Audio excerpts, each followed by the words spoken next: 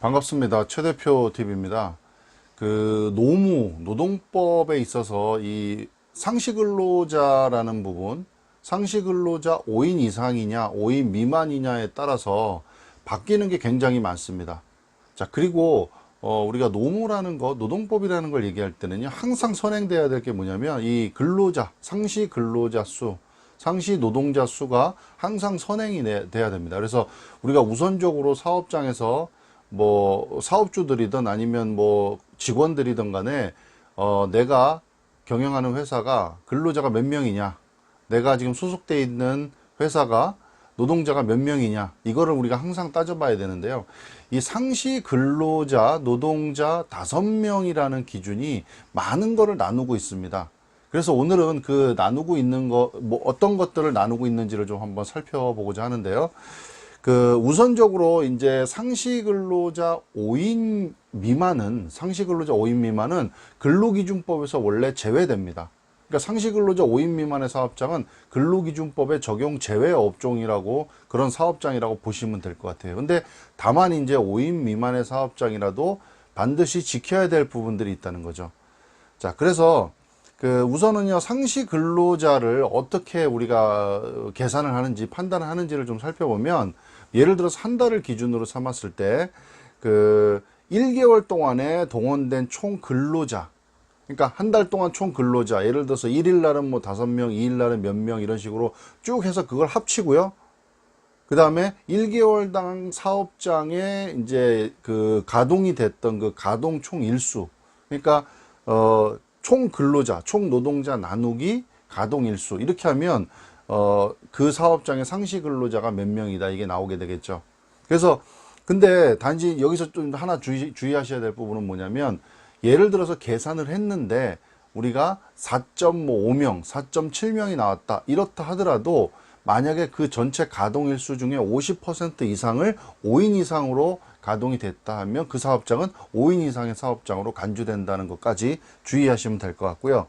자, 그 다음에 이제 우선적으로는 5인 미만 사업장에서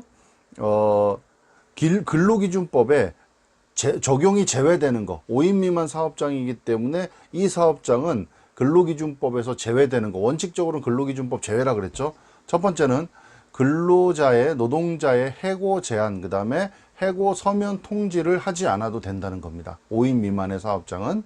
그 다음에 부당해고 등의 구제 신청도 5인 미만 사업장은, 사업장에 일했던 우리 근로자, 노동자는 부당해고 등에 대한 구제 신청을 할 수가 없습니다.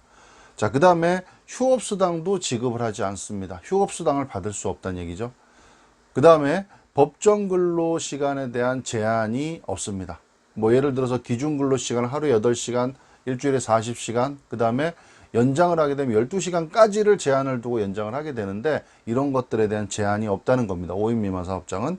또 5인 미만 사업장에는 여러분 잘 아시는 연장, 야간, 휴일 근로에 대한 추가적인 가산수당을 지급하지 않는다는 겁니다.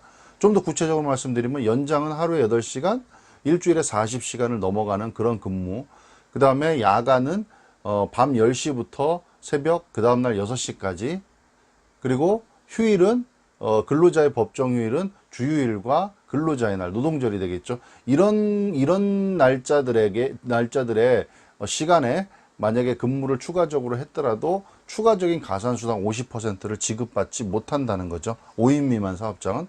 자, 그리고 5인 미만 사업장은 여러분 잘 아시는 연차 유급 휴가를 부여하지가 않게 돼. 그러니까 연차 유급 휴가가 없다는 얘기죠. 5인 미만 사업장은. 자, 그 다음에 생리 휴가를 부여하지 않는다. 생리 휴가를 갈 수가 없다.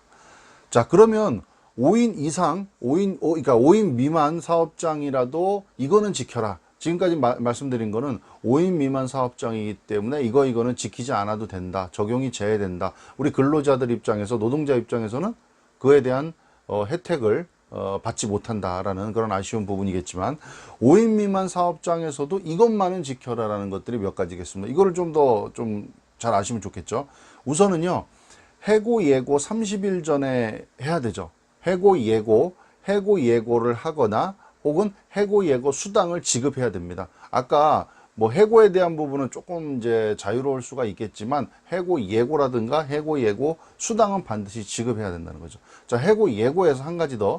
2019년 1월 15일 이후에 입사한 사람들은 3개월 미만의 근로자라고 하면 해고 예고 수당과 해고 예고 통보 이런 것들이 없어도 되는 점은 한 가지 더 추가로 아시면 좋을 것 같고요.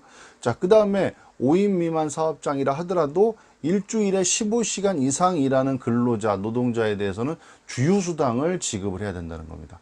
주휴수당. 주휴수당은 5인 미만이든 5인 이상이든 아무런 상관없이 개인의 시간에 따라서 기준을 삼는다는 거.